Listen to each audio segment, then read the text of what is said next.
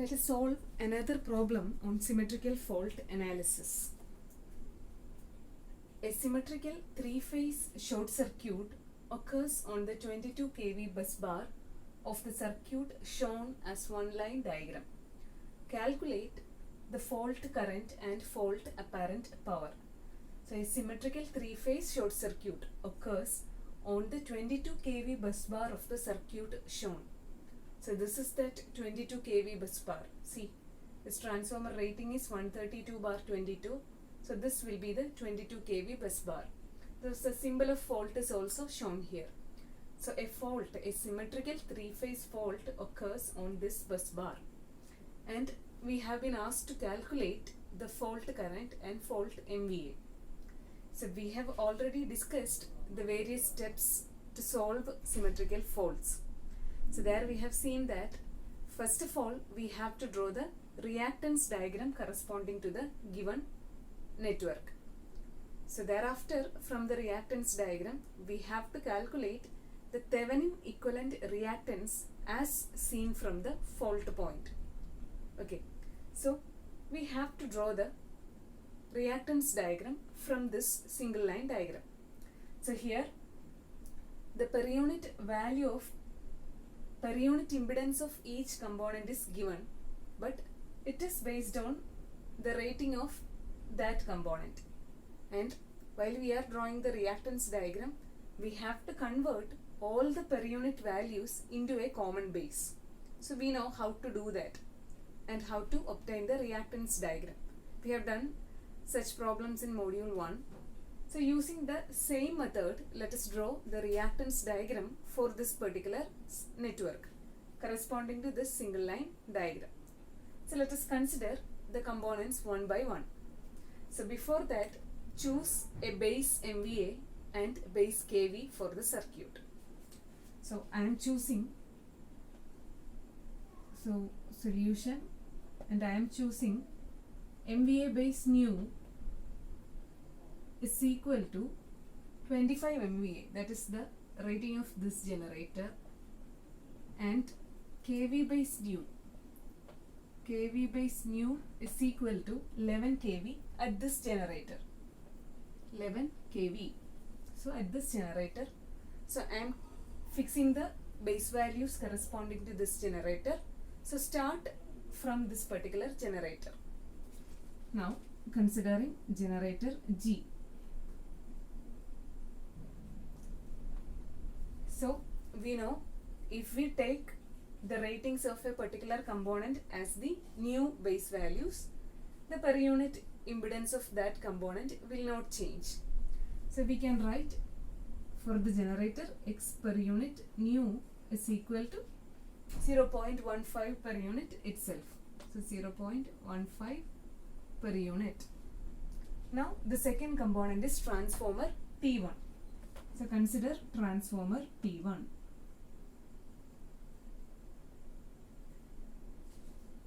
Okay. So we know the equation for changing the base of per unit quantities, and that is X per unit nu is equal to X per unit old into kV base old by kV base nu the whole square into MVA base nu divided by MVA base old. So this is the equation. Now substitute the values in this equation. So what's the value of X per unit old? Old value of per unit impedance of transformer T1, that is 0.09 into kV base old. So let us solve the transformer with respect to its primary winding, and kV base old for the primary winding is 11 kV. So 11 kV, and kV base new means the new kV rating that we are using on the primary side of the transformer, and that is 11 kV. So 11 by 11 the whole square into MVA base new, that is new value that we have chosen, 25 divided by MVA base old, that is old MVA rating of the transformer T1, that is 30. So after substituting the values, solve it and calculate the per unit impedance of the transformer. Okay. So on solving this, we'll get the per unit impedance of the transformer as 0.075 per unit. So the answer will be 0.075 per unit.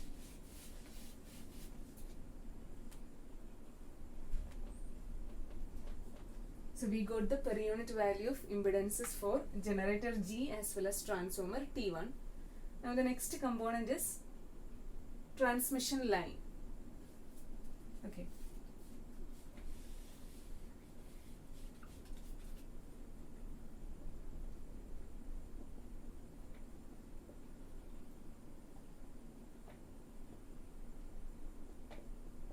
So I have noted down the per unit reactances of generator G and transformer T1. Now let us consider the third component, that is the transmission line.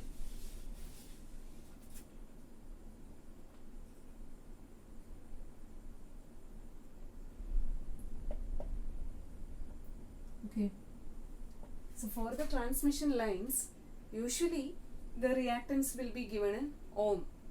So then we have to calculate the per unit value of reactance as actual value divided by base value. But here the reactance of the transmission line is given in per unit. So we have to use the equation for changing the base of per unit quantities. Equation for converting per unit quantities from one base to another.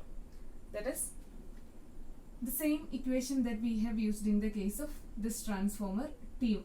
That is x per unit nu is equal to x per unit old into kV base old divided by kV base new the whole square into MVA base new divided by MVA base old.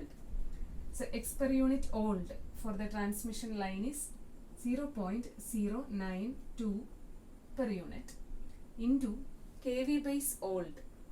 So kV base old for the transmission line. So we can see that this transmission line is connected to the 132 kV side of transformer T1 and on the 132 kV side of transformer T2. So naturally the old rating, the kV rating of this transmission line will be 132 kV. Okay. Now kV base new. So we have to calculate kV base new. So we know that for a particular circuit, if we choose a new value for MVA, that is MVA base new, once chosen, it will be the same for the entire network. But that is not the case of kV base. If we have chosen a particular value for kV base new, it will be remain the same until a transformer is met. And after the transformer, we have to change the value of kV base new. Okay. So here this transmission line is connected after transformer T1. We have chosen the new base kV as 11 kV corresponding to the primary side of transformer T1. So up to the primary winding we can use the kV base new as 11 kV and transmission line is on the secondary side of T1, that is after T1. So we have to calculate kV base new corresponding to the high voltage side of transformer T1. Okay. So kV base new corresponding to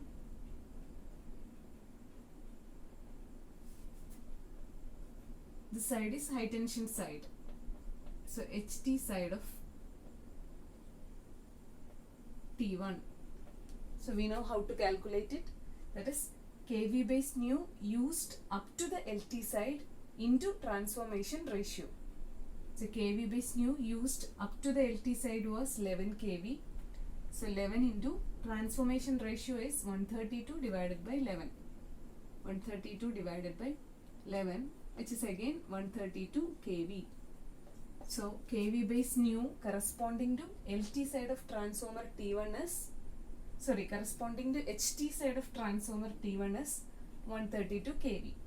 So for the transmission line, kV base new will be this value, that is 132 whole square into MVA base new by old. So MVA base new is 25. The MVA base old for the transmission line is 100. So the answer will be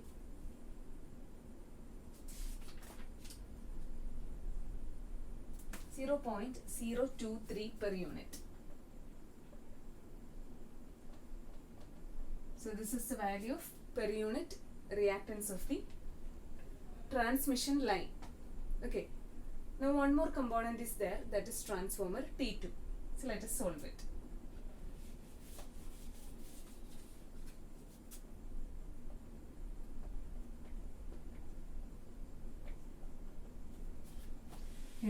Next is transformer T2.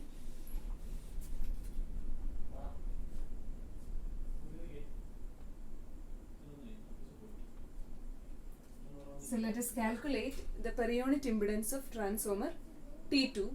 So we know the equation, the same equation that we have used in the previous case. So let us calculate the per unit reactance for transformer T2, and we can use the equation for changing the base of per unit quantities.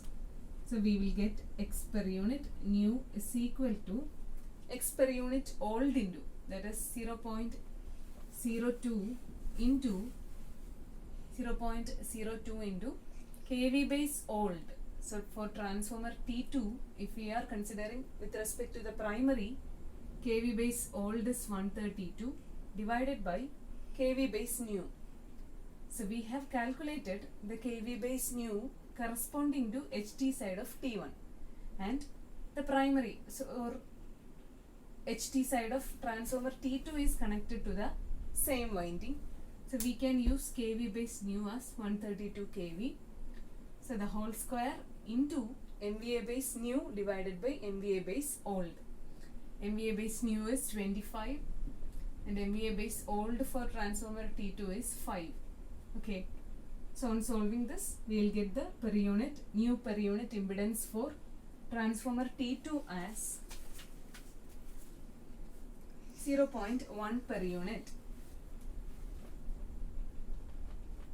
0.1 per unit.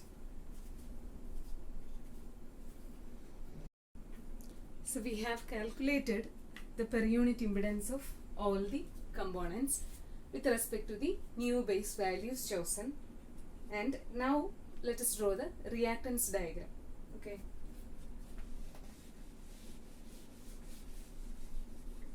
First component is generator G. So voltage source in series with a reactance, and this is ETH and its value is 1 angle 0. Now per unit impedance of generator is 0.15 per unit. The next component is transformer T1, then transmission line and transformer T2, and at the low tension side of transformer T2 the fault occurs. So this will be the fault point. And for transformer T1 the reactance is 0.075 per unit. For transmission line it is 0.023 per unit, and for transformer T2 it is 0.1 per unit. So we got the reactance diagram, and so after drawing the reactance diagram, find the Thevenin equivalent reactance as seen from the fault point. So this is the fault point, and when we are looking from this fault point, what we are seeing is 4 reactors connected in series. Okay, so the equivalent reactance with respect to this point will be the equivalent of the series combination of these 4 reactances. So XTH, Thevenin equivalent reactance for this particular circuit will be 0.1 plus 0.023 plus 0.075 plus 0.15, and the answer will be 0.348 per unit.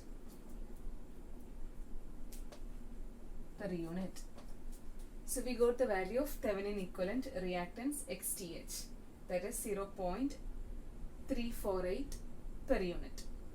So So now we have to calculate the fault current and fault apparent power. Okay, let us do that.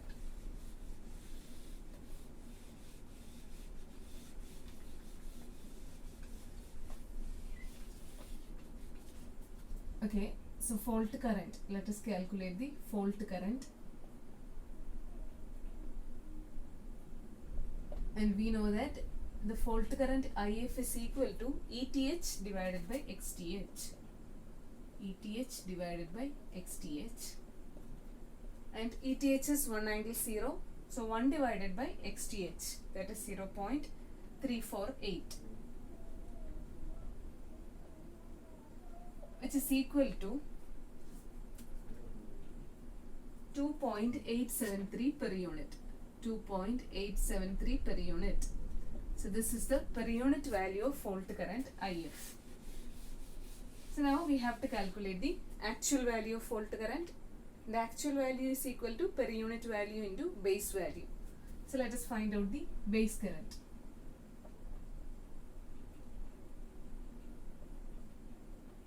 So base current is equal to MVA base into 10 raised to 3 divided by root 3 into kV base.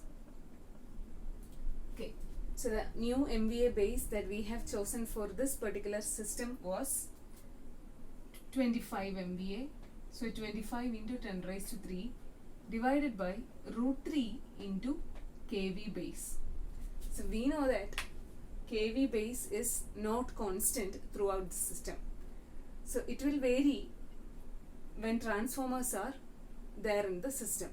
Okay, so which value of kV base is to be used here? So we are calculating the fault current. So when calculating the base current, use that kV base which is at the fault point. Use the value of kV base at the fault point. As we are calculating the fault current, here use that value of kV base corresponding to the fault point. So here the fault was on the LT side of transformer T2 or on the 22 kV bus bar, 22 kV bus bar of the circuit. So voltage at the fault point, base value of voltage at the fault point was 22 kV. Okay, so this is how you have to calculate the base current. Always use the value of base kV at the fault point. So this answer will be 656.07 ampere. 656.07 amperes. So now find out the actual value of fault current.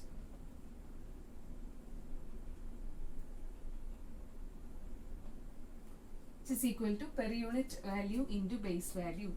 That is 2.873 into 656.07, which is equal to 1884.917 ampere. So this is how we can calculate the fault current. And now we have to calculate the fault apparent power or fault MVA. Okay.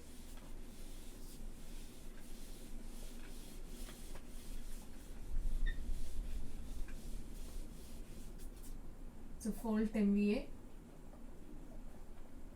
is equal to ETH square divided by XTH, and ETH is 1 angle 0 here. So ETH square divided by XTH becomes 1 divided by XTH. That is 1 divided by 0.348, which is again 2.873 per unit. So this is the per unit value of fault MVA. Now we have to find the actual value.